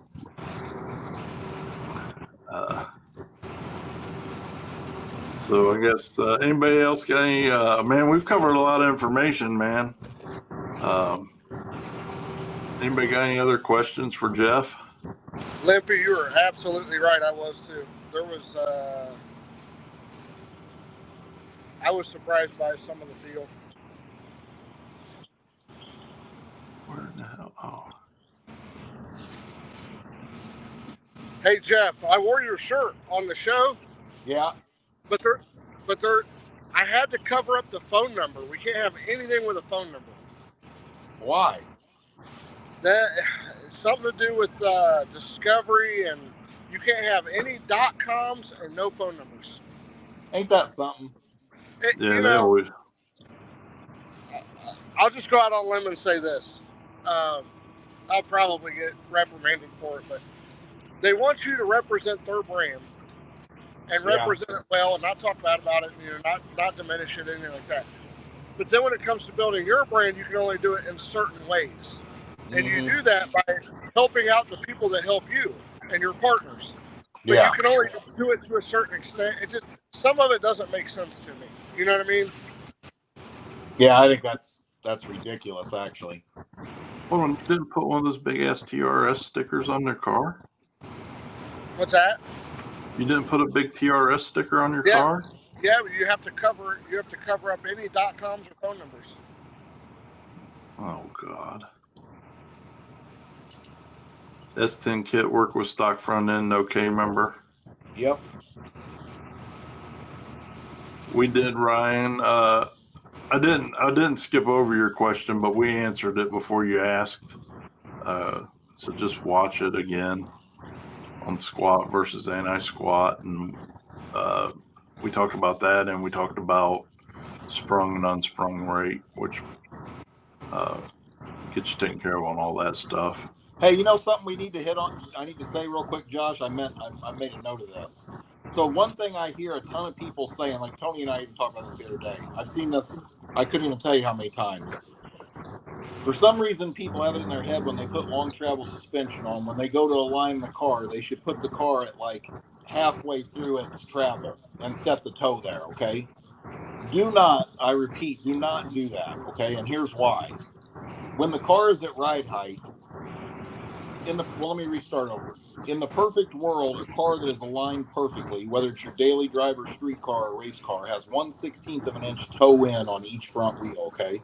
Which is 1/8 inch total toe, right? Throughout the whole travel of the suspension, the toe would stay exactly there. That would be perfect alignment, okay? If you take your car or your S10 or whatever, and it's got 9 inches of travel, and you jack the front end up 4.5 inches and set the toe and say, "Oh, I'm good, I'm ready to race." No, you're not. At ride height, if it has toe out, that's what when you go through the finish line and get off the gas and hit the brakes, what's going to happen? The front end's going to dive down, right? And it's going to go back down to ride height. If it has toe out right there, it's going to rip the steering wheel out of your hand. You're going to crash. Okay. So you do not do that. When you, and the reason I'm saying this is you wouldn't believe how many people have bought struts or shocks from me, and they take their car down to Bob's alignment shop, and he says, Bob's been aligning cars for 47 years, and he said this how to do it. And I said, go down to Bob's and tell Bob he's fucking wrong, period. And he's going to be responsible for you destroying your car. You get what I'm saying? Toe out at ride height. You ever see a car go through the finish line and dart left to right? That's a car that has toe out at ride height. You cannot have that. You know what I mean? I can tell you, listening to you and taking your advice, the car drove dead nuts after I aligned it the way you told it to. Yeah. And the thing is, the problem is this. So the problem with the biggest reason most people's cars aren't aligned right is because it's a process. You have to do it, change it, reset the toe, change it. You know what I'm saying? It takes some time and some patience to do it and make sure it's right. But if you take the time to do it, you can get it where it's very close to being perfect. Like my personal Mustang, the toe is within a 16th of an inch all the way through 9.5 inches of travel. You know what I mean? Right. Yep. You can do it, you know, so it just has to be done right. It just takes time. It's not rocket science. But don't, you know, a lot of people, you see stuff on the internet, and unfortunately some people take it to heart, and it's the kind of thing that can destroy your car. You know what I mean? Right. Yeah, we got mine to 1/8 inch at ride height and 3/8 at full extension. Yep. Which I thought was pretty good. You gotta think when the car's at full extension, you're hardly even driving it with the front wheels, honestly. Right. You know. Yeah, no, it drove way better after fixing it. Yeah. It was 2.5 inches toe in because I never reset it. Yeah. We just put it back at ride height when I put it on, and I never reset it. So. Yeah.